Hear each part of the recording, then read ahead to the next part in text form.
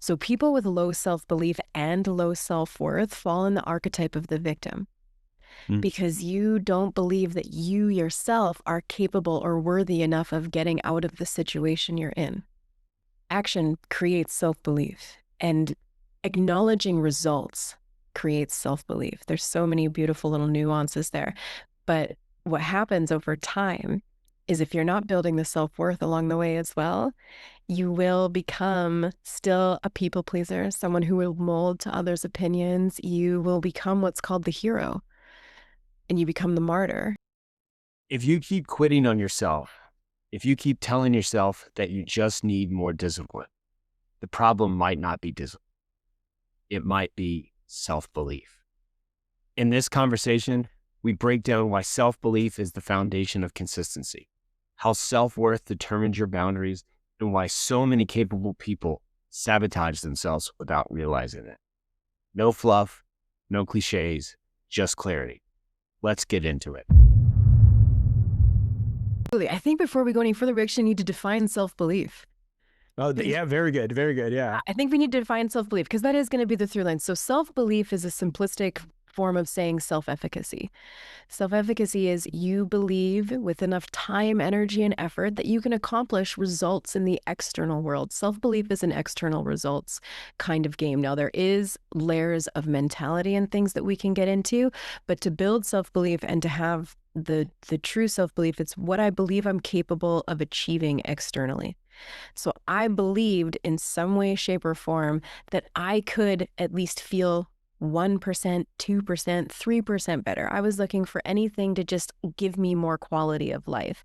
I didn't have full belief that I could go from 0 quality of life to 10 and be fully abundant and actually where I am now. I didn't believe that at the beginning, but I did believe that I could find something and I could create some sort of result.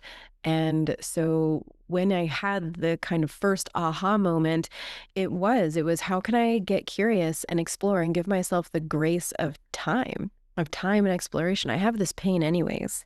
What can I do in the meantime to see what I can learn, grow into, evolve into, heal? And that led me to an incredible naturopathic doctor who also helped me paint a picture of holistic wellness in the idea that your insides, your internal environment is a community.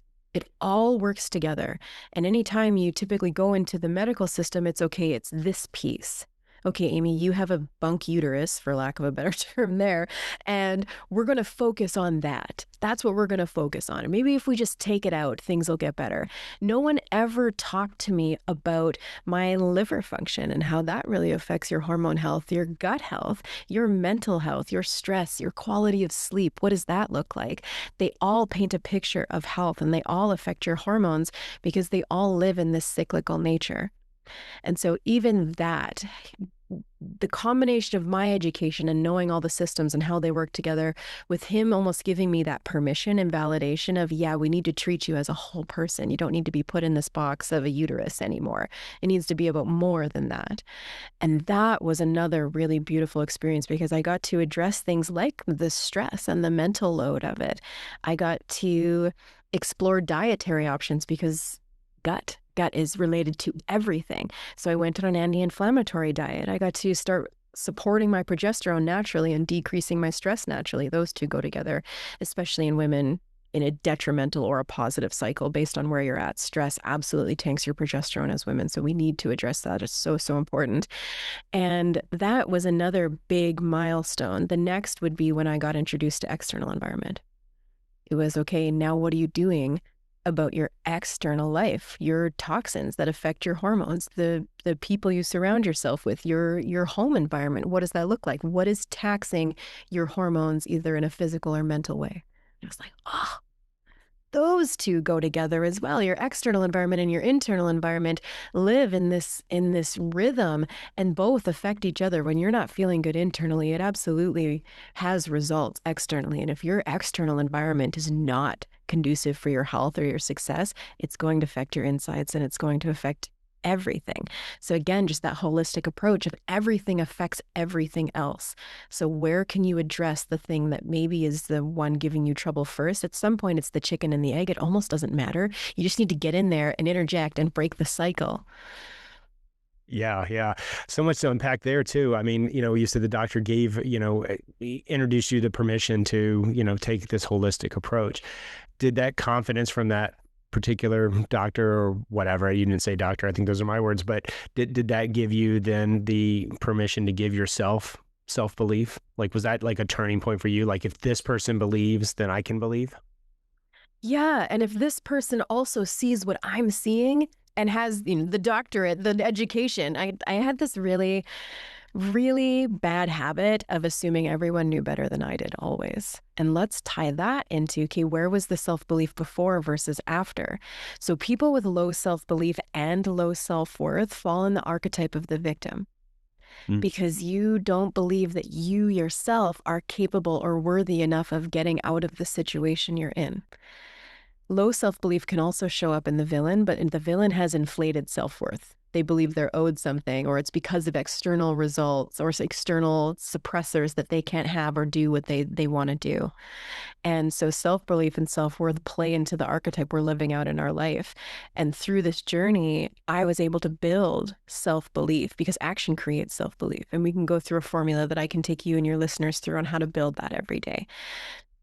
Action creates self-belief, and acknowledging results creates self-belief. There's so many beautiful little nuances there. But what happens over time is if you're not building the self-worth along the way as well, you will become still a people pleaser, someone who will mold to others' opinions. You will become what's called the hero, and you become the martyr. So you have so much self-belief, you believe in where you're going, what you're doing, how you can get there, and you want people to come with you, but you're going to drag people at the expense of yourself on average. The hero is the martyr. The hero sounds better than the victim and the villain, and honestly, yes, it's a way better place to be, higher self-belief for sure. But it's typically at the expense of self. So later on, after I had a really good foundation and was feeling healthy and all these things, I focused on self-worth after, and we can talk about the difference and things.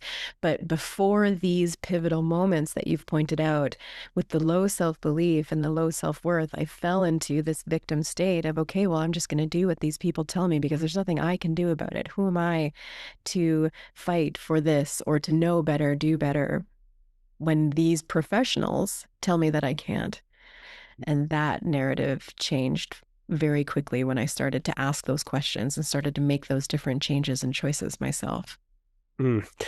Yeah, it's unfortunate how much our self-belief is influenced by the non-belief or the standards of others. And I particularly like how you talked about stress, which really is, I mean, I know they talk about it in medical a little bit these days. I was talking to a guy yesterday and he brought up the concept or reintroduced the concept to me of eustress versus distress. Eustress is the stress you cause on yourself. Distress is like, your sickness would be a distress, right? Your body was fighting itself. You had inflammation, that sort of thing. But it's truly amazing when you don't have self-belief and you don't believe in yourself or you don't see a way out, how much eustress you just create, right? That internal dialogue in your head day in, day out. I'm never going to get better. I'm always going to be in pain. I can't do this. I can't do that. It's so invaluable. And I like your lesson that you learned because you took a medical approach to it and a healing approach to it. But then that holistic thing is you also I think you called it external. And did you ever at any point just start looking at like the stressors that you were creating on yourself because of your limiting beliefs? Yeah, absolutely.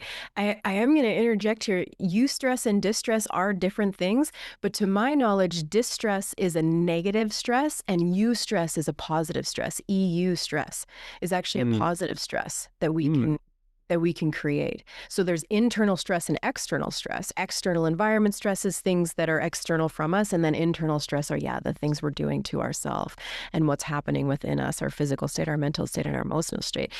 Stress is like you going for a jog. It's hard. You're creating stress within the body, but you're also creating dopamine and positive stress responses.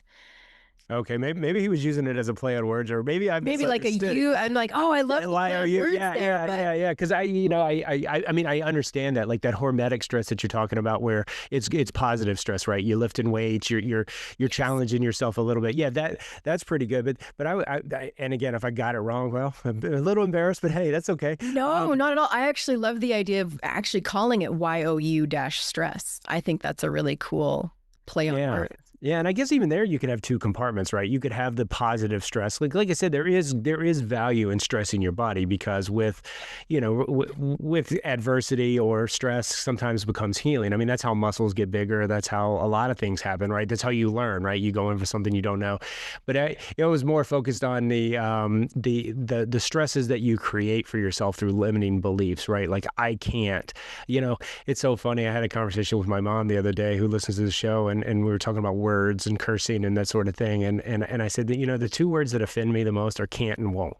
And because those two set up limiting self-belief more than any two words in the English stuff. And I mean, they're not really even words, right? They're contractions. So let's just throw them out. Let's throw them out of our lives. And because like Henry Ford says, I say this on the show all the time, whether you say you can or you can't, you're right.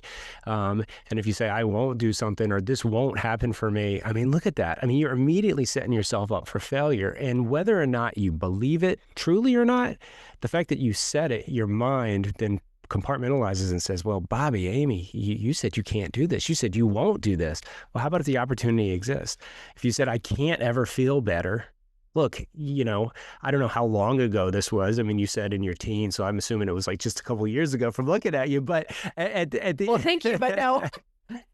but at the end of the day, like imagine had you kept living that kind of mantra. And I don't know if you had that mantra or not to yourself or whatever, but I'm sure at some point you were feeling so bad you never saw it. And it may not be medical. It could be depression, anxiety. It could be like I was 6 years ago, where I was just chasing the wrong things all the time.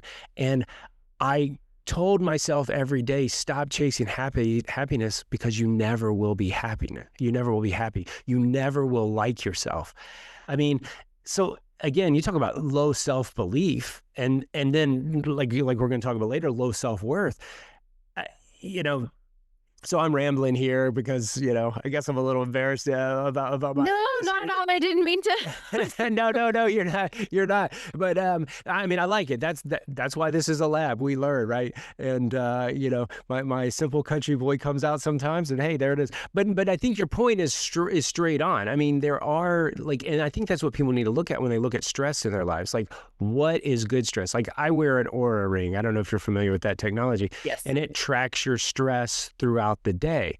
Well, when I do my workouts, when that peak happens, I don't think anything about it. But what about like at 6 o'clock at night after I've just had dinner and I'm, relaxed, talking to my wife, hanging out with my dogs, whatever that is, and I peak there? Well, that gives me an indicator. Maybe the food I ate wasn't great. Maybe the mental clarity that I or whatever I was thinking about isn't there. And those are the kinds of like stressors or something like that I truly believe really, really impact people's self-belief in the world, because it's a phenomena that if you're not aware of it, you don't know what's happening, and then you let it feed your mind. Well, maybe I just ate the wrong food. And, I know you said you took a diet approach. I have too in my life. There are certain, like an almond. If I eat one almond, it creates so much stress in my body. And when you don't feel well, you start treating yourself unwell. All right, you go with that, because I talked way too long. This is. Oh my gosh, yes. You and I could just talk all day. I'm so excited about this. Okay, so yes, one, to the almonds, same. My body hates them.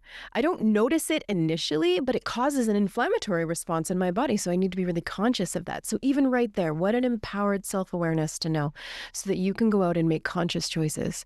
That's why I'm such an advocate for self-awareness. The more you know about yourself, yes, yourself, others, and the world, especially how you show up in those arenas with others and the world, but the more you know about yourself, that little nuance right there can change your entire life, can change the entire trajectory of your future, that one little awareness. And so that's what I was doing. I was chasing new awareness. And I talked earlier about career choices, how I wanted to be a mom. That is still the heart of my soul, but I always wrote teacher afterwards. because I was like, okay, well, I love the idea of, being with kids and educating people and things. And I went around my high school, asked all the teachers on that day where you go ask, the people in your career what they think of it. They all said, don't do it. So I didn't turn into a teacher. But when I look back at the through line of everything I've done has been to empower people with information about either their bodies, their cycles, what they can do for themselves to help push forward, because that is what helped me. And I was, again, hindsight's 2020, trying to teach them self-belief. And I didn't know that until I partnered with the guys and they taught me all these different frameworks and things about this. But there were so many moments. So like another one for me, I had a moment where I learned that, oh my gosh, I do know my body best. Even if I can't articulate it in a way that the doctors can, or I mean, by then I could, because I had gone through anatomy and physiology and all my schooling and things. But also if you show up with smart words, they typically don't like that. So be careful there. But if you can't articulate it or anything like that, that's okay. You still know.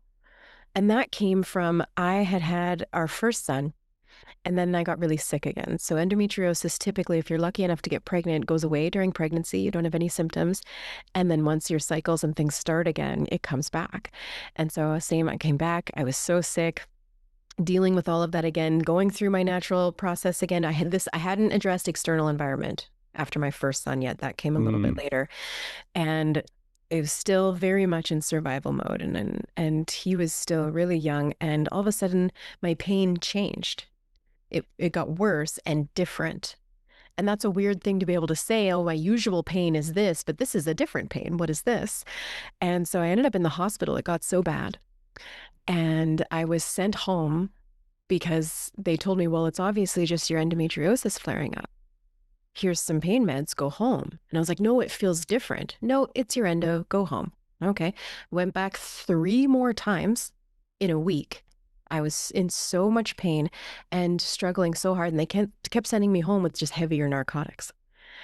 And finally, the last visit, I said to my husband, I'm like, do not let me leave until someone does some sort of test or takes me seriously that this is not my usual pain. It's different. And I feel like I'm dying. He's like, okay, we'll stand our ground. And luckily that night I didn't need to. I had a doctor come in who hadn't been on shift all week yet and had said, oh my goodness, you've been here multiple times this week. How are you doing? What's going on? We haven't done any testing. So I told him. He instantly got me in for an ultrasound. And then I was whipped into surgery because I had had a cyst burst on the back of my ovary and not close. And I was internally bleeding. I was bleeding to death.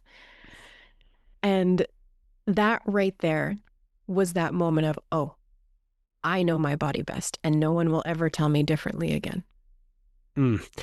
Yeah, I'm a big proponent of we know our bodies best, and it takes work to get there. And you had done that in your pre-work up to that point. And, I mean, that alone is enough to go with self-belief, because if you're always feeding yourself negativity, this can't, won't syndrome that I call it, you're not going to be able to tap into your body. And if you're walking around right now sick or overweight, or you've let yourself go either mentally, spiritually, physically, it may take a while to get to where you know your body. But the key to that for me, especially because I have the same thing. I don't have anywhere near the problems, but I suffer with some neuropathy and some pain. And, I had that self-belief that, I can't feel my feet. I can't do anything. Right. So that led to weight gain. That led to just, depression, thinking less of myself. But once I started having the belief that, what, this is what it is, but I can still overcome it. Right. I started tapping into my body. And like in your case, it saved your life. Right. Yeah. So all that work that you did, I mean, imagine if that would have gone on to diagnosed for a while. Internal bleeding is not a good thing for anybody. Right. Yeah. He said I only had a few more days. He said if they would have sent you home with harder drugs and you slept through because the drugs were supposed to put me to sleep now to just get my numb you. So you don't even. Yeah. Oh. Whatever they called it, a flare-up of my endometriosis, that I would have died. So yeah. And I think that can't and won't voice gets quieter when you build self-belief. When you believe, okay, I don't know how to do this thing right now, but I can figure it out. I don't know what this is going to take of me, but it's going to be worth it to figure it out, to ask who I need to ask, to lean on who I need to lean on, and to become who I need to become to reach the goal. Basically, we all have these goals. I had this goal of being healthy. You had your goals of being healthy and losing weight and all of those things. There's always a goal. And when you have self-belief, you actually give yourself enough time, energy, effort. And again, the key word there is time. Yeah. Bobby, everyone always asks me, well, what was the one thing? What was the one thing that got you healthy? I'm like, nothing. There was not one thing. It was a bunch of unsexy fundamentals compounded over a decade. Yeah. But it was worth it. Yeah. Yeah. I get the same question all the time. What's the one thing? And the only thing I can think of is one, self-belief. But also the real thing is consistency. You've got to show up every day. And that doesn't mean every day's roses, right? Every day still isn't roses for me. There are still days that I wake up and I'm like, how in the world can I do this? Well, if you objectively look back at where you were and where you are today, so what's one bad day? What's turning into one bad minute? We always say days, like, I've had a bad day. Well, how about if you just said, hey, I just had a bad hour? And then maybe narrow it down even more. I had a bad minute. I had a bad second. Because you can change your perspective all the time. So if you don't believe yourself, let's say you wake up and you got a little anxiety about what you're going to do that day. Just, know that the very next minute, you can change that. You can say, okay, well, that was here. Let me honor that thought. Let me explore, observe why that was happening. And again, it could go back to all these things we were talking about earlier. We'll talk more about your external environment. I truly believe like what you consume, both, in your brain, your ears, your mouth, really impacts what goes on and what influences you day in and day out. And like you said, you and I, almonds, weird. And I'm not preaching that almonds are great for most people. Like, Yes. so I'm not so dogmatic that I'm like, no one should eat almonds. No, you and I shouldn't eat almonds. You're the second person I've ever heard other than myself that's noticed this. But, like I said, it's finding those. And like, what if you ate something the day before that had almond flour in it or almond extract or something like that? Like, don't let it ruin your whole day. Don't let it ruin your soul self-belief, because that external factors do impact. You can be doing everything right, but go ahead and tell me what you think about that. And yes, and you're talking from the lens of someone with high self-belief because you have built it. So if you're sitting there at home right now listening and being like, oh, I know, but that's nice for you guys, but it's not nice for me. You guys have something that I don't. I promise you that it's because we built it. It is not something you are born with. You build self-belief over time, whether unconsciously, maybe like you and I have, that turned into consciousness. We realize that, oh, there's something here. So now I consciously build my self-belief, because we never actually arrive at our peak point of self-belief or self-worth or growth or anything, right? It's that asymptotic function. You can never get to the top of the mountain. But once you start consciously doing it, you can double down on the intention of it.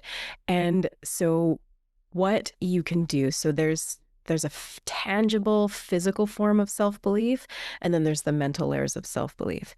The tangible form that you and I are talking about a lot, we're blurring into the mental fact as well, but is state, prove, self-assign. Building self-belief is 3 steps. It is simple, doesn't always mean it's easy, but it is simple. And like you said, there are good days and there are bad days always. I have crap days all the time. But because I can pull on my self-belief, I can get out of that crap moment quicker. Yep. I can have the bad minute instead of the bad day. I can have the bad couple days instead of the bad month. You pull yourself out quicker because you believe you're capable of doing so. And you believe you can pull on the tools that you either already have or can collect and implement because you know you can. And so building self-belief is 1, 2, 3. State, prove, self-assign. Say that you're going to do something. It's really important that you intentionally take the action. So say you're going to do it. This is why to-do lists are amazing. Write it down. And let it be the simple things in your day. Don't allow this to be, oh, it's only good enough to build self-belief if it's this big moment. No, I would love for you to do this on something you do every day. I love using mundane examples for this. I love using laundry as an example of building self-belief, because we can all resonate with laundry, and it is something that we do all the time, but it's also a cycle that literally never ends. The second you're done the laundry, there's more to do. And so today, I'm going to do the laundry. State, you can write it on your to-do list. I'm going to do the laundry. 2, prove. Get the laundry done. Do it. 3 is self-assign. It's that just self-identifying celebratory moment of I did the thing I said I was going to do. And if you have a to-do list, that's the moment you check it off and you have your little moment. Now, I work with people who are a little more extravagant and they do a little dance and have their little thing where they acknowledge the thing that they said they were going to do. I am more of a subtle being. I like to just be like, oh, nice. I did the thing. Nice. And then I move on. If it's a bigger thing, I'll have my little like, yes, nice. And then I move on. But you can do this every day. You said you were going to do the laundry. You get it done. You self-assign. Nice. I check it off my list. But here's where people get tripped up. If you are an overthinker, you are going to struggle to state.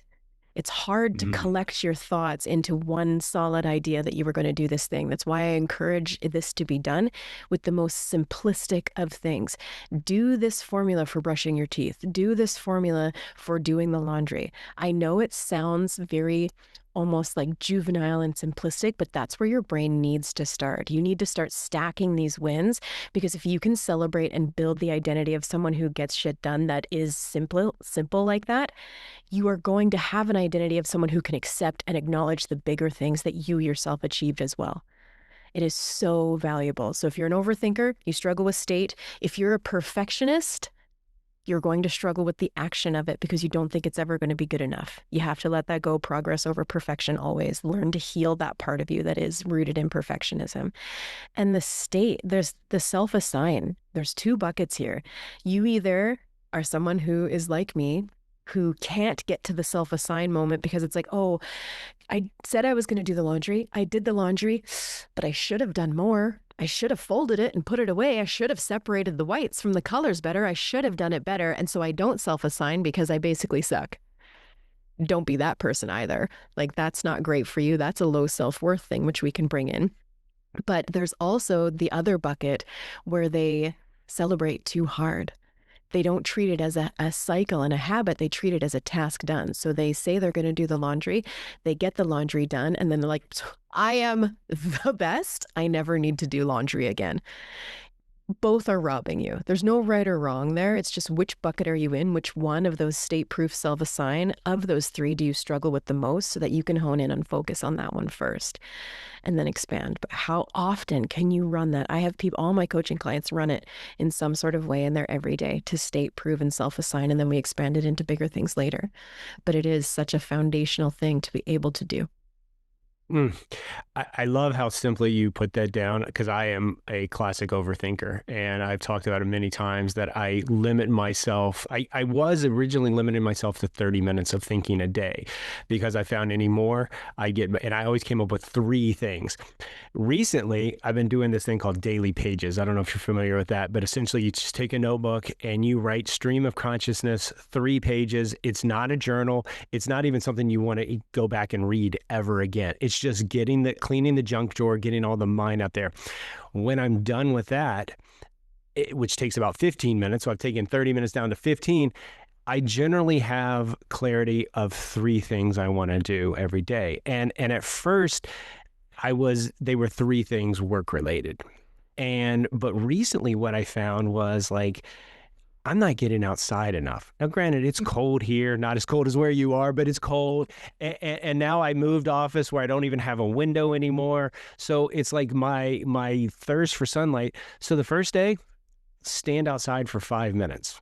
Yeah. And I didn't go through your process like that knowingly, but I did, because I said, I'm going to go outside for 5 minutes. So, oh yeah, it's cold, whatever. 5 minutes anyone can handle. The fact is that I did that consistently for a few days in a row. Like, I immediately started feeling better, right? Because again, it was on my to-do list for the day. And I try to keep it to 3 things because that's the sweet spot for me. Of course, I do a lot more, but there's 3 things that I will get done, and I try to knock one off immediately after that daily pages session, and then, the other 2 throughout the day. But that very simple thing, and that's the part I struggle with, and all coaches and all people who know me, I am not a celebrator. It's like, okay, I did it, so what? So what next? But I think for this like small one, like stand outside for 5 minutes, I did. Like, I came inside, I'm like, boom.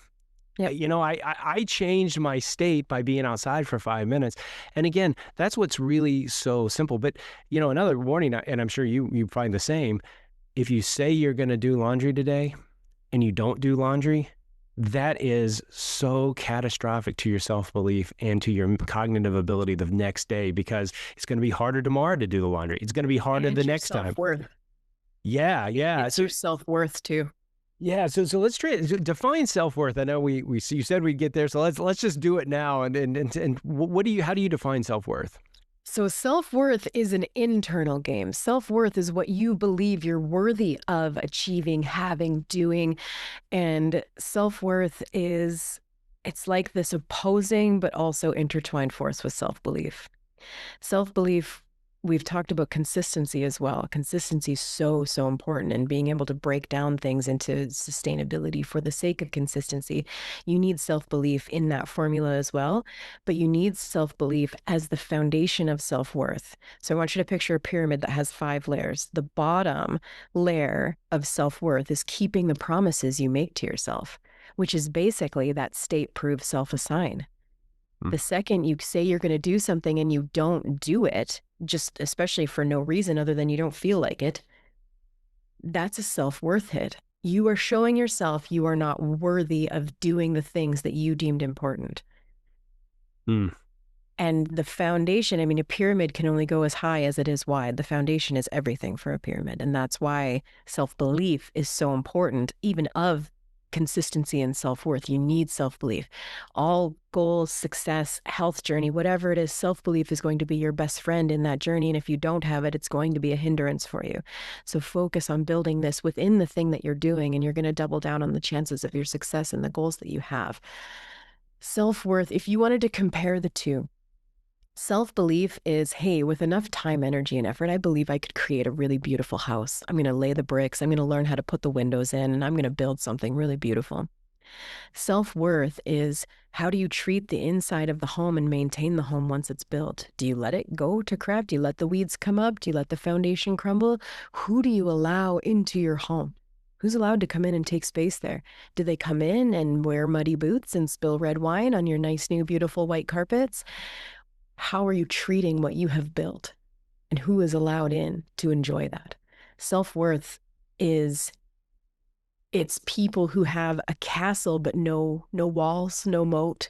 They're people pleasers. They struggle to keep the promises they make to themselves because they don't feel they're worth it. They don't hold boundaries. They don't have social courage because they don't know how to live in true self because it doesn't feel safe. They either inflate or deflate. They don't invest in themselves. And not just monetarily, I mean like in growth mindset, in things. And they really struggle with comparison. They compare to a detriment instead of for inspiration. And so even there, those are the 5 layers. Foundationally, it's, do you keep the promises you make to yourself? And then when as you're listening, I want you all to rate yourself from 1 to 5 on each one of these things, because 1, you're going to be pretty decent at. The 1 you get the 0 or the 1 on, that's the one you need to work on first. Because you said earlier, you focus on 3. 3 is the sweet spot. Absolutely. 1 is too little, 5 is too many, 3 is always great. And when we're building something, we want to focus on, 3 or less, depending on where we're at in our belief, where we're at in our journey, but 3 is typically a sweet spot. So how are you at keeping the promises you make to yourself? Next is boundaries. Do you have boundaries? Do you know what they are? Do you assert them regularly? Are you projecting statements and rules instead of boundaries? This is something I see all the time, especially on social media. People are getting mad because people aren't respecting their boundaries, when in reality, they're setting rules. Rules dictate other people. And I hate to break it to you, but we cannot control other people. We've all tried. Even as parents, you think, oh, I can control my kids and this. No, you can't. There is a circle of concern, that it's called, where you have the center. This is what you can control. This is what you can influence. Picture a target. And the last layer is, this is all of the things that you cannot control.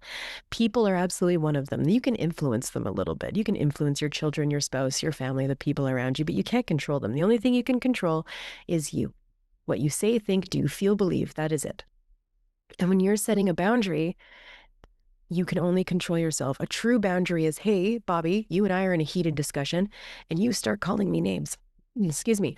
You start calling me names and getting really heated. I say, ooh, Bobby, you can't talk to me that way. Knock it off. Stop talking to me that way. You're setting a rule. I'm trying to control you. I absolutely, you can keep talking. You can keep yelling at me if you want to.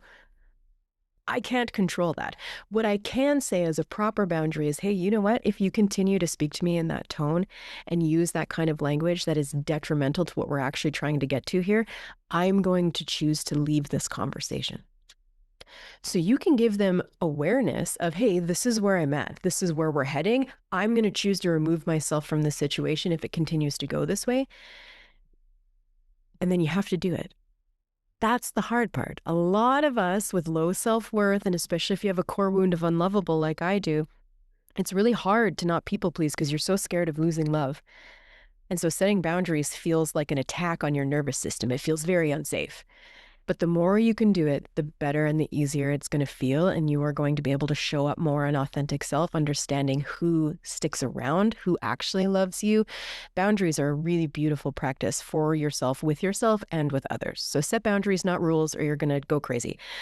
The next one is social courage. Social courage is learning to show up as your authentic self. And that is a hard journey as well. Are you dimming to make other people feel comfortable? Are you inflating because you don't want people to know that you're uncomfortable and don't know something that's going on? What is it? How can you come back into center? Are you laughing when it's not funny? Do you say you like something when you actually don't? Social courage is you learning to show up in your authentic self. And that's a really challenging one as well. The next is investing in yourself. Are you investing in yourself every day? People always say, oh yeah, it's so nice. People who can invest in themselves go on these retreats, get massages regularly. It's like, yeah, that's nice. And if you can do that, go. Obviously, that's amazing. But if you're not doing something every day, then it's not compounding into true self-worth of you who are someone who is worthy of taking the time for themselves in a day. So it actually rarely needs to be monetary. It needs to be something like this. Listening to a podcast like this is free, and you are pouring into yourself every day by doing something like that. You taking extra time on your skincare. Me, my first cup of tea in the morning is my love language. I do it with intention. What herbs am I using? What tea am I using? What mug do I feel like today? Is it Rainbows and Sunshine's mug, or is it kind of black and moody? What are we doing? It's very intentional. You can invest in yourself even in ways that you're already doing, but just change the intention of it. I make myself 10 cups of tea a day. I mean, that's an exaggeration. Not always, though. Sometimes. I love tea. The first one needs to be very intentional. And somewhere halfway through the day, I try and bring intention to it as well. I'm going to do it regardless, but it's an intention thing. And the last one, the peak of the pyramid, the tip of the iceberg, if you will, is investing. Or no, it's not investing, it's comparison. Do you compare for inspiration? Are you comparing? We call it apples to apples. Someone who is of similar goals, of similar values, of similar life to you for inspiration, rather than comparing to a detriment to yourself. And that was a lot. So I'm going to let you come in on that. I think we can have another hour, 2-hour podcast just on that pyramid alone. And, I was immediately just seeing some things, in the past week that I've kind of come to decision points for myself. And it's like you're going up the pyramid and I see the disconnect, right? So yeah, I was, from the example in my head, I was keeping my promises. I was doing the thing I did every day. However, I was changing my boundaries. I either did too much of it, never too little. I've never been accused of being too little of anything, but too much is maybe even more detrimental in a lot of times, right? And then the social piece, yeah. I also noticed that changing my boundaries was changing the way I was presenting, right? And this also kind of just leapfrogs up to the comparison, because when you're in the podcasting and you're new to it, yeah, you watch these giants of podcasting, but like if you listen to like a Joe Rogan or a Stephen Bartlett or whatever, they're both completely different people, but they're always that person, that they are who they are. So sometimes the boundaries in the social thing makes you be something you're not. And then, they invest in yourself. That's one that I'm pretty strong. I'm so much like you, except mine's coffee. My first cup of coffee every day, it's the same kind. And it's the only time I drink that coffee, because I have the same problem as maybe problem with tea. Although I met a guy the other day and he said he drinks 10 or 15 cups a day of espresso. So I'm like, okay, I'm a little bit better. But no, that first cup of coffee, just being intentional about something that's that's what most people think is mundane. But I pour myself a cup of coffee and I go look out this window. And I'm an early riser. Typically, it's dark this time of year, but it's that calming thing. It's like what, I go over like, what am I going to learn today? What am I going to be? So like this pyramid to me is like speaking to something that I went through, and I really like everything about that. And I can see how your self-worth goes down. I mean, I know your company that you work with, they deal a lot with podcasters. I'm sure you see self-belief, self-worth crumble all the time because this is very difficult. Not only are you putting yourself out there, you're saying the wrong things, you may say the wrong word because you talk a lot. But I tell you one thing, it's taught me empathy for all these people that talk for a living, like politicians or actors or whatever. Give them some grace, people. Give podcasters a break. Give podcast hosts a break, because we say a lot of words and we're not perfect. We're flawed. We're whatever. But I'm sure you see that, because that pyramid alone probably could be used on that, because how many people stop a podcast after 4 episodes and then it dramatically increases at 20, at 50? Very few. I think less than like 1%, 0.5% make it to 100 or more. But you know what, people? I'll give you a personal example if you don't mind, Amy. I slowly started this, and you get sucked into metrics, and that was a boundary that I had to take away, because I was looking at metrics like they were my worth. Well, metrics are, I can't control who listens to my podcast, who comments on my podcast, who shares it, whatever. But yet it became a boundary that I didn't want to cross, but I made it like my everything. So, I just stopped looking. Well, when you post a podcast, you have to look, right? You get on the platform, and unless someone else does it for you, you see it. Well, it's funny, in the last like week, I've grown so much more than I ever thought possible. And you know what? I didn't think about it. I didn't affect it, but it freed me up to go and do what I do. It freed me up for this conversation today. So I could be present to you, not like, oh, what do I need to say so someone's going to tune in? Is this going to be a good hook? Is this going to be this or that? Or no. It's about what we're doing right now. So again, I talk too long. Give me your thoughts on all that, but great. You know what I love? I love that it's both. It's both.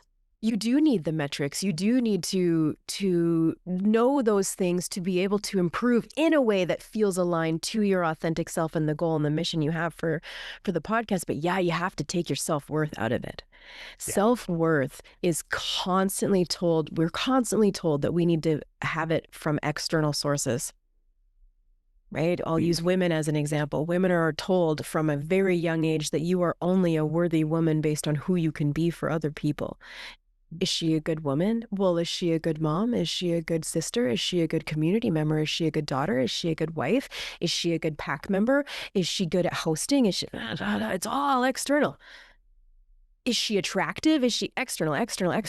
That's where most women grow up finding their worth. And it's all BS. Worth comes from inside. Now, once you have worth built from inside, you actually get to choose what builds your worth externally, because that's still a valid thing, but you get to choose what does and what doesn't and what isn't for you. You choose your worth in, hey, I showed up integrously today by doing, this podcast. I showed up in integrity. I showed up as myself. I'm going to give myself some self-worth points for that one. But that was a choice rather than, oh my gosh, do you think Bobby said I did a good job? Do you think I did a good job? Am I worthy of being on this show? Did I right? There's a choice there from building from the inside out. So you talked about podcasters in comparison. And so we, like you said, we work with podcasters. So our group coaching program right now is a podcast accelerator program. We hand select and personally invite 10 podcasters each quarter to come on this journey with us. First 4 weeks are grow yourself. Of the 12 weeks, the first 4 weeks, we are pouring into nothing but you. Your self-awareness. We talk about self-belief, self-worth, the archetypes, hero, villain, victim, guide. You want to go for the guide by building your self-belief and self-worth. We talked about that in the beginning a little bit. Guide is the one you want to get to by having high self-belief and high self-worth. The guide shows up, yes, as an influencer, but doesn't martyr themselves to drag people through. Hey, come listen to my show, listen to my voice. Here's the door. I will hold it open for you, but I'm going to keep going this way. You're welcome to come.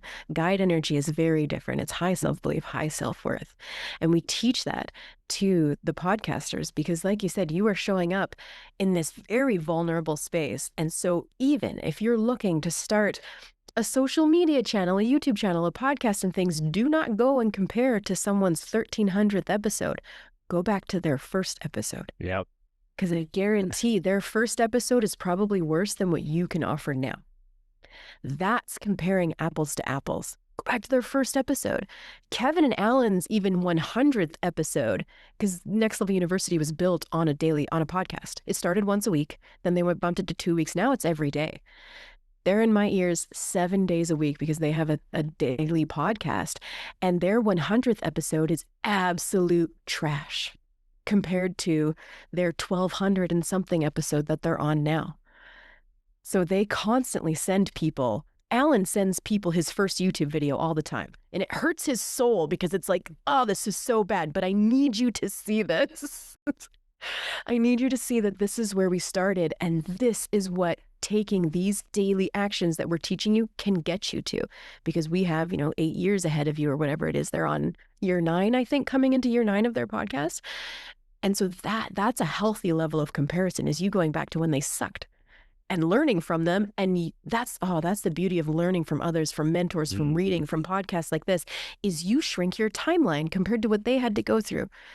You read a good book, you can shrink what they had to take decades to learn into you learning in a few weeks and you implementing a couple things. It's amazing.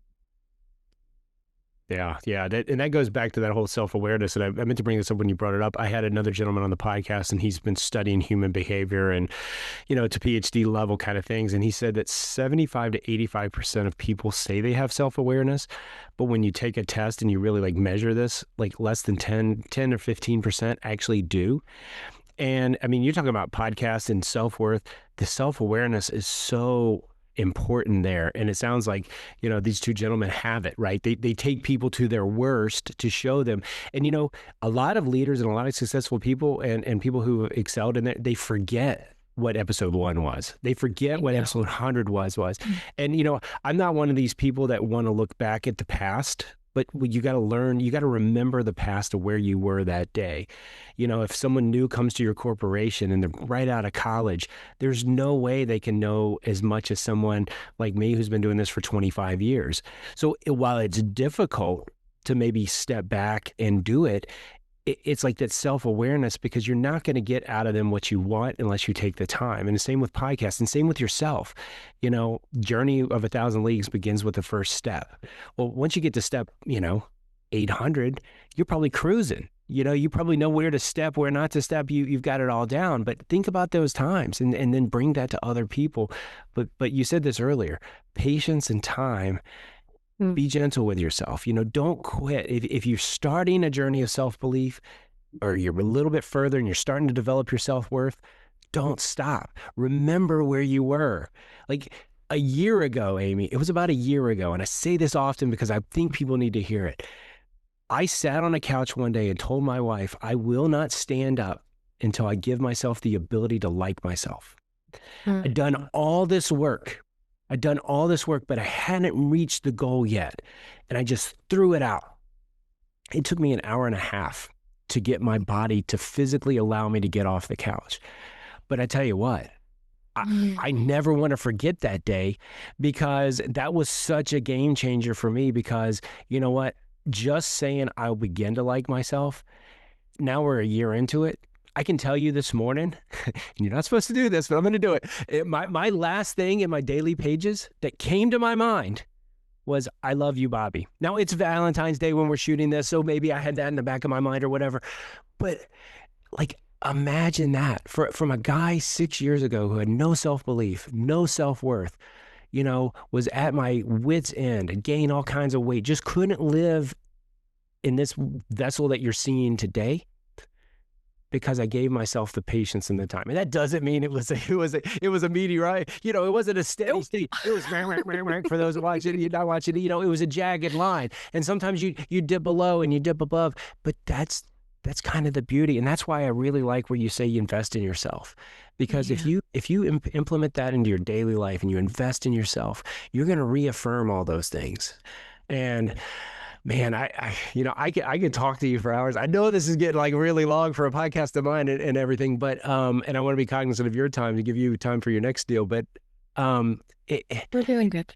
what it's just what a beautiful way you look at it, you know. And I hear people like you, and I know you don't need me to self-affirm you. You're a very strong, well-minded individual. But when I hear people like you take something that I've thought about for so long and put it in a system like this, in an image that we can all draw out on our pads or whatever, it's really beautiful, you know. And that's like that gives me self-belief that one day I'll be able to do that, and I'll be able to think more, you know, so I can convey these messages. Because at the end of the day, like you said, a guide, I love that word. Everyone wants to be a hero. We go to superhero movies, you know, with a hero of your journey. You hear all these things, be a hero. But if we're a guide, not only are we guiding ourselves, but we're guiding others. And then they're going to be better. So we're going to be better. Again, another diatribe. Oh, I'll give you the closing I thoughts on love that. it. I love it so much. You said so much there that I love. And I have a sticky note right here. Literally, I keep it right here. And it says, how different would you act if you woke up today and you had absolutely no hate for yourself? Mm, I have to keep that here because as someone who has struggled with low self-worth and low opinion of self and especially like physical and things, it's changed my life to intentionally focus on self-worth because like I said, I came up to the hero. I had a mass amount of self-belief on my journey and built it and built it and built it. State, prove, self-assign, see the results, look back. Oh, that's what you said. Look back and reflect. You don't want to live there, but you can look back and reflect to be able to see how far you've come because time is weird. We underestimate constantly what we can do in a day. How many people make a to-do list of 10, 20 things and they get 3 done? They're like, oh, I suck. It's like, no, that's the average. Like, you constantly underestimate what you can do in a day or overestimate what you can do in a day, but you underestimate what you can do with 3 months, 6 months, a year, 3 years. I have been honed in on self-worth for probably almost 2 years now. And I can tell you I'm an entirely different person. I'm, and it's weird to say it because it's almost like I'm also more myself than ever. yeah. Because I started with little things, little questions, very simplistic ones. I gave this to my coaching client the other day because she's just starting on this journey and she's starting, unfortunately, from a very low bar of just low self-worth and low self-opinion and things. And so we're starting with what I started with and what I started my women with in my women's program was, what do I need in this moment? And that's just you honoring yourself because I can't tell you how many people out there and women are constantly just running around doing all of these things and they won't even allow themselves to go pee until they've achieved 2 things off their list. Oh, but I'll just put another load of laundry and it's this, right? It's like, no, okay, I need you to pause as many times as you can in a day to say, what do I need in this moment? And sometimes it is going and meeting a need like that or having a drink of water or something and honoring those simplistic needs. But my question has evolved now into, okay, what is going to increase my self-respect? That's a harder question because the answer is always the harder answer. If I don't do this workout today because I'm feeling really tired, I don't want to do it, it's the end of my day, I didn't get it done this morning because XYZ happened, so now it's the end of my day, I don't want to. Okay, what decision is going to increase my self-respect? Crap, it's the workout. It's never the easier answer, but the things that build the most in you never are. They're rarely the easier choice, but they are the most aligned ones, the more abundant ones, the more that are going to challenge you to actually grow and show up for yourself and your goals. And I mean, I'm happy if you want to break this down into 2 episodes or whatever it is, but I mean, we've skirted around consistency, and I Yeah. do have a really simplistic, beautiful framework for consistency too. And I'm happy to send you the images for all of these frameworks as well. Oh yeah, that would be You can put fantastic. them Yeah, in the show we notes. put them in the show notes for people so they can, you know, visualize them a little better. Because you don't want to see what I just drew on this pad because it's, Yeah. but yeah, give us it. I mean, if you got time, I've got time, so go for it. I do. And so Alan he's our genius. He's our CEO. He's our business major, computer engineer, and just this, I can't tell you how privileged and wonderful and grateful I am to have access to this man's brain. He thinks in frameworks. He thinks in numbers. It's amazing. He's the one who taught me the difference between self-belief and self-worth. And that actually came in for him from his beautiful partner, who is also just the most intelligent, lovely woman of all time. Like, they together as a team are just superhumans. It's amazing. And so then we started coming up with this simplistic formula for consistency. He sent me this list. Hey, what do you think about this, this, this, and this for consistency? And I said, yep, but you're missing something. We need one. And I'm going to tell you which one I gave in a minute here, but I want to give them in order. And so I'm very just like honored to have been like a tiny little influence on this framework. But this one is a star. So we call this the consistency star, 5 points. And we're going to start at the bottom left. And it is self-belief. What is your belief in the thing? And you know what? You and I are going to use fitness for this example, because you have been on a fitness journey, a weight loss journey. I myself have been on a fitness and a weight loss journey. And I started with the belief of I can't work out consistently because my body's a broken piece of garbage.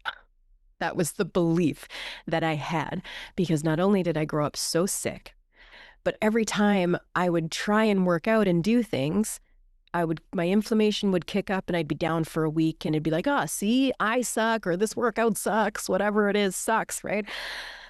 I didn't have a level of self-belief in this thing. So we talked about how to build self-belief, state-proof self-assigned, but now we're going to go into those mental layers that we alluded to earlier, but we can bring in now.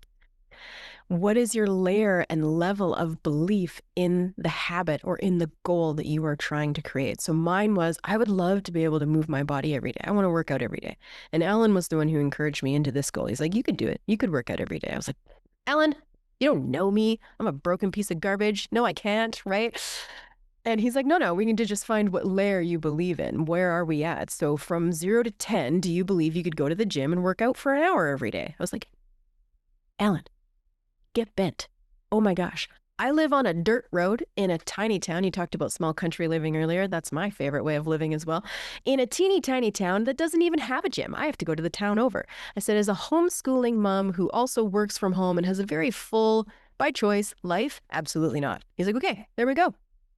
That's a no. The layer of belief is not there. You don't believe 10 out of 10 that you could make that happen. He's like, and there's a bunch of other things in your way there. Not a successful goal, not a successful habit.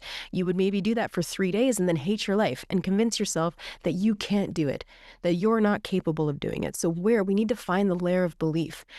So we went through that until we found the verbiage that made the most sense to me. I, Amy, am going to move my body in an aligned way every day for a half hour. I'm going to honor my body with movement for a half hour in an aligned way that makes sense to me, because some days, yeah, I can go and do more. Others I can't, but I still want to honor my body with movement. Not only to increase my physical health, maybe drop some weight, but also to just get back into my body is worthy of this kind of thing, because I had such a love-hate relationship with my body, mostly hate because of how I grew up. So we found my layer of belief. Okay, I believe actually probably 9 out of 10 that I could do something for a half hour every day. And it's not weightlifting every day. That dropped it down to 3. No, I don't think I could do that every day. It's when I go for a hike with my kids, that counts. When we go for a swim, that counts if I do it for a half hour. I also can do my yoga at home. It's how I feel aligned movement in that day. I had the permission of freedom there. So my belief was high in that. That's how you set yourself up for success. What is the level of belief in what you are doing? So we all have 3 layers of belief. Do I believe it's possible? Do I believe it's possible for me? Those are 2 different answers on average. And do I believe it's going to be worth it? So do I believe it's possible that people can work out every day? Absolutely. I've seen it modeled in the world. Alan himself works out every day. Now the dude's a beast. He's a gym guy and it's unbelievable. But that's not my life. The idea of going to the gym every day makes me want to die inside. But so that's not for me. And again, fitness is such a spectrum that way, which is beautiful. So where can you find your aligned thing? But so I believed it was possible. I didn't believe it was possible for me, but I did believe it was going to be worth it. Is it going to be worth it to do what it takes to become who you need to become to be able to do this every day? Yeah. So we pulled on those 2 layers and then found my layer of my individual belief of what was going to be possible for me. So those are the layers of belief. Leverage those into creating the thing you want to be consistent in. What do you got for me? Because that's a big one. The rest are quicker, I promise. I like how you lay it down. And I like that analogy, right? Because like you said, I started off like that too. It was a couple times a week. And then once I got that confidence, it was more times a week, more times a week. And of course, I'll admittedly on this podcast, I took it too far. But you know what? I had to take it over the boundary so I could know what my limit belief was, or the limit to what was healthy to my belief. Because think about it, 2019, I didn't think I could sometimes tie my shoe. And then 2020 later, whatever, I ran 10 miles. You know, it was slow. It was whatever. But then it kept getting bigger, bigger, bigger, bigger because I kept opening up over time, right? It's probably one of the only things in my life, other than this podcast kind of journey that I've been on, that I've allowed myself true time, because you go in at the ground floor and you move up. So I super love that, you know, and one thing too is I'll bring another element in this. I heard the other day, HOPE, the acronym could be has one person ever.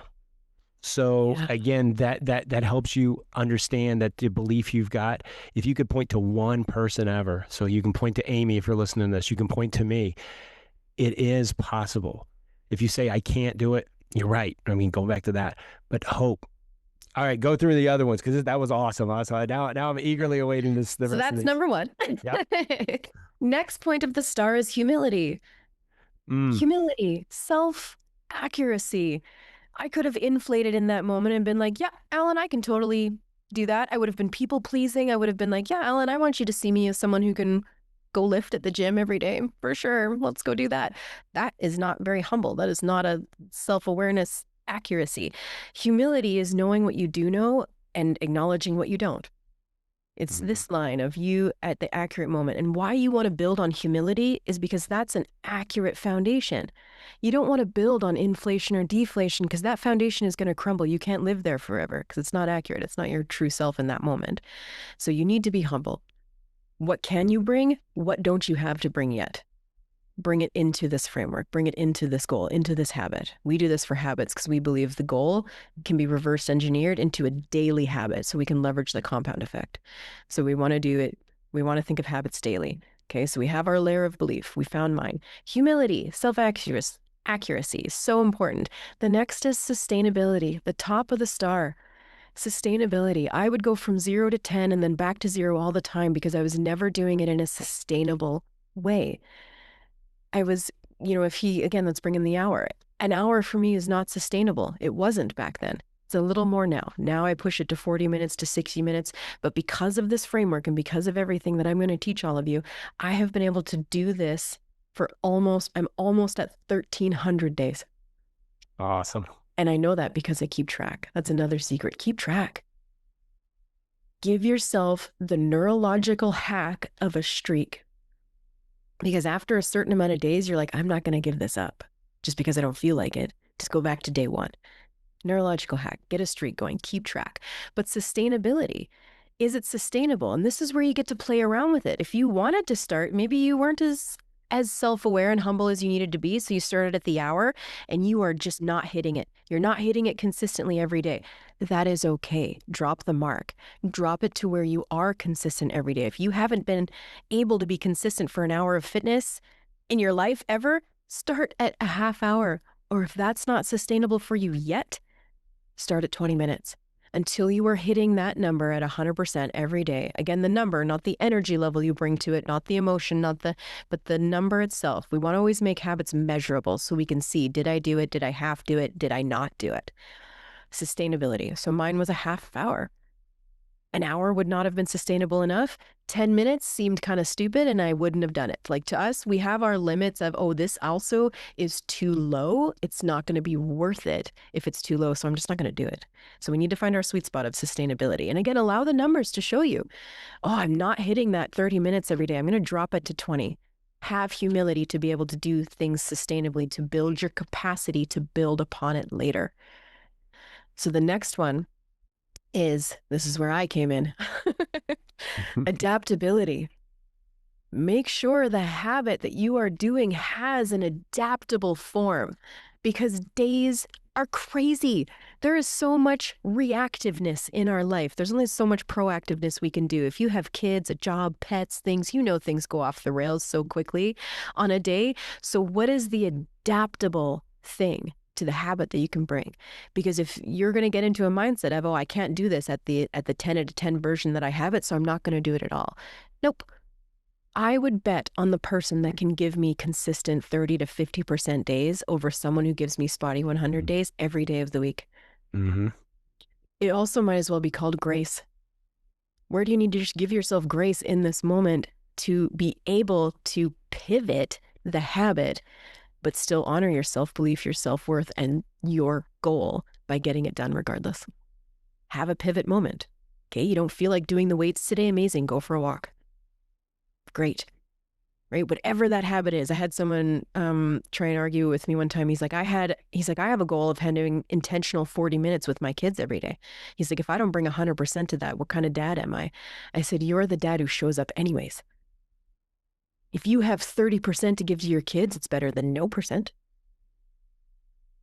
Whatever the goal is, have the variable of grace and reactivity and things into it. Have the pivot moment. And number 5, especially on those days where you struggle and need to adapt, number 5 is grit.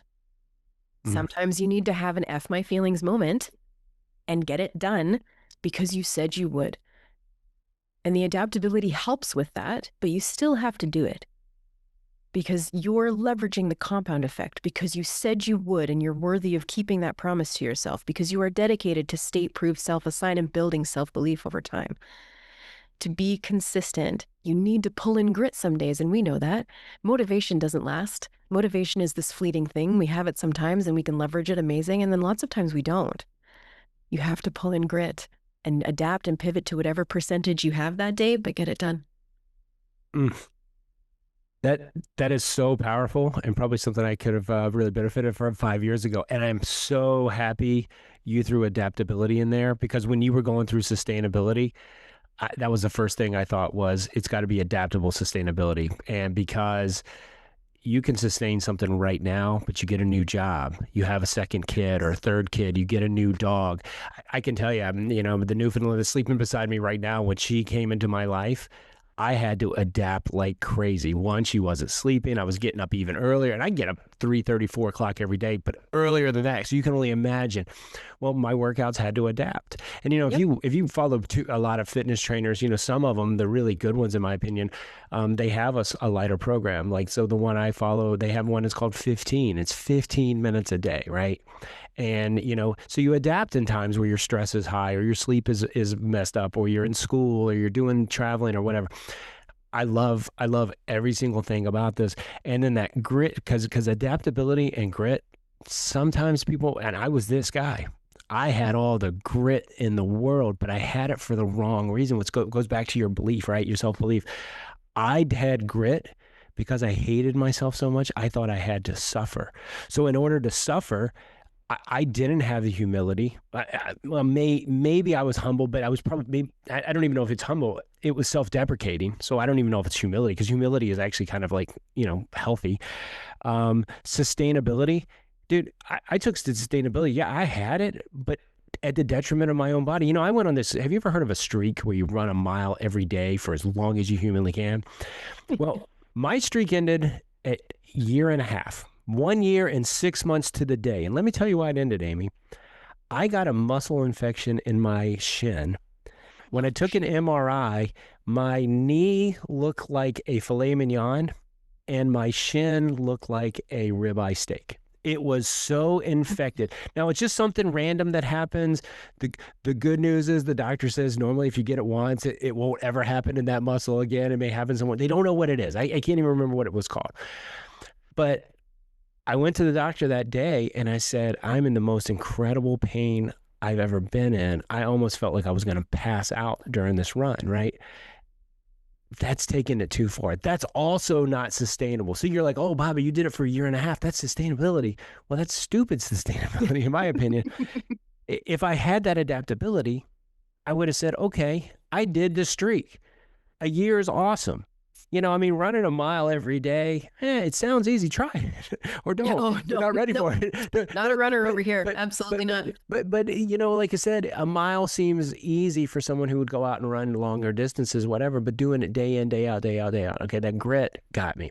So this is and what do you call this model? What's it just for This actions is the or consistency star. consistency? Yeah. Yeah.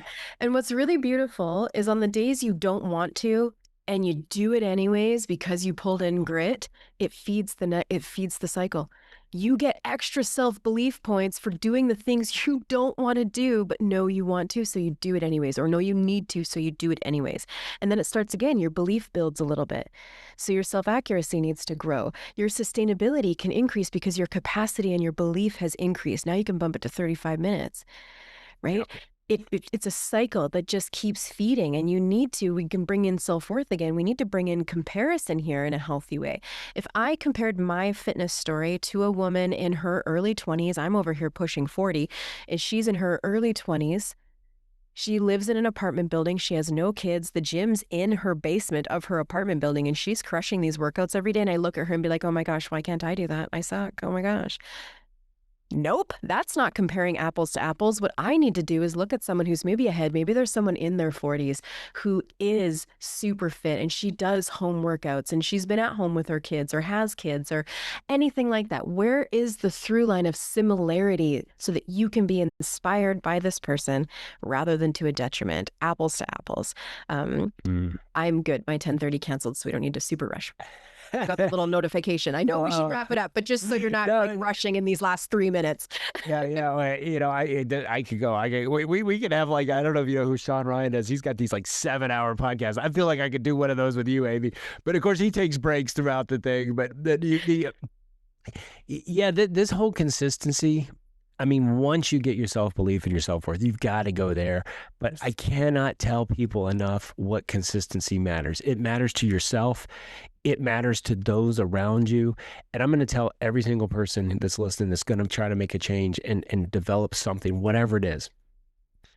All the naysayers are going to come out. You start running, you're going to have people tell you, you're going to blow your knees out. You're going to hurt your back. You start losing weight, people are going to say, you're too skinny. You need to stop. You need to eat more. You know what? Consistency fuels and allows you to block all that stuff, because I tell people this every day. Once you get on the right track, you're going to feel like you took a pill, and if you could give it to anyone else, they're going to do it, but you can't take a pill, people. You've got to build that, and you build it with exactly what we've talked here today. Self-belief, self-worth, consistency. Amy and I are both models of this in some way. We both didn't know what we were doing along the way. And this is what self-leadership is all about, right? It's leading yourself. Why? So you can then lead others, right? You're a mother, and I failed to say it when you said it the first time, when you said that's a career. I bet it feels like the hardest career you've ever had, being a mother. Absolutely. I don't have children, but I was a son. And my poor mother and father, wow, what a job that was.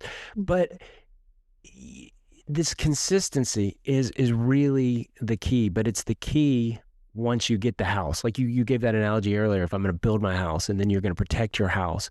Well, consistency is the key that lets you in. You built something, you maintain it, and then you let yourself in every single day. And look at that as a blessing.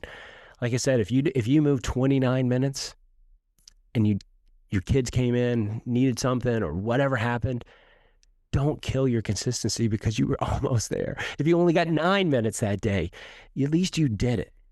And that's what and old Bobby would have been like, people say, listen to your body. I used to say, listen to your body because it'll tell you what a liar is. No, that's stupid. And I would never say that today, but you know what? I needed that at the time. But please, anyone listening, you don't need that. Like, be gentle with yourself, but be consistent with yourself. Gentle doesn't mean you let yourself off. Like, sure, even I'll have a Netflix and chill day, but that's not every day. That's not every day. And like you said earlier, if I'm a little sore or whatever, maybe I take a walk. People talk about active rest days. I love that term because it's active first, rest second. Amazing. Man, you've unpacked so much today. I know we wanted to talk about self-belief and we just took it beyond. And Amy, you're a beautiful human and thank you so much.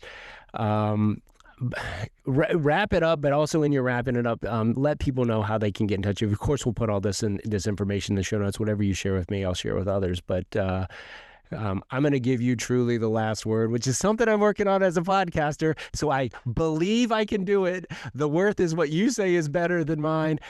And then I'll work on the consistency. Actually, yesterday I shot one and I think I got off the stage pretty good too. So let's build on my consistency on this too. So have at it. But before I say thank you so much for coming on, this has been a true honor for me. Oh, thank you so much. And for all the beautiful questions. I mean, a guest is only as good as the host who can pull out the conversation and pull out the questions and the answers and guide the conversation. So thank you so much. And I think the through line of self-belief here, really, I think we stayed true to that. Self-belief is the foundation, as you all heard, even of self-worth, keeping those promises you make to yourself, and of consistency, the belief in yourself that it's possible to do the thing. So of these, maybe you already have high self-belief. Maybe you're resonating with Bobby and I because you are like, oh yeah, yeah, yeah, because you have high self-belief as well. You and I talk as people who have high self-belief. If you don't, that's where you start. Start with the high self-belief. Start building that state-proof self-assign. If you really got hit in the chest with the self-worth stuff, start there. Right? These all intertwine in their own beautiful ways. They're pillars for sure, but they might as well be a braid as well. They really do go together so beautifully. So pick one and start, because even if you were hit in the chest with the consistency one, oh, I could be more consistent with this thing now that I have these tools, start there because it's going to feed into your self-belief and your self-worth. Start with one, build into all three. I'm going to give you the frameworks so that you can print them off, do whatever you want with them. And yeah, thank you so much for a beautiful conversation. I love when I get to tie all three of them in together because they are so pivotal to someone's holistic success in whatever that subjective version of success means to them, and to their overall fulfillment and quality of life. So thank you. Mm. To all you listening, thank you for sticking around for this. I know this is a little longer than normal, but man, was it worth it for me. So I want to encourage every single person out there listening. If you don't believe in yourself, know that I believe in you. Amy believes in you. Use that to fuel you until you believe in yourself. If you feel like you're not worthy, I'm here to tell you you are worthy. And if you're not consistent today, that doesn't mean you have to be inconsistent tomorrow. Change today, whatever, like Amy said, whatever hits you in the chest, make it today the day you change. Not tomorrow, today. As soon as you hear this, go out and change. The next hour is yours. Conquer it. Until next time, I'm humbled and honored that you spend your time with me. I'm Bobby. We'll keep working on leading ourselves. I'll see you all next time. Have a blessed day, everyone.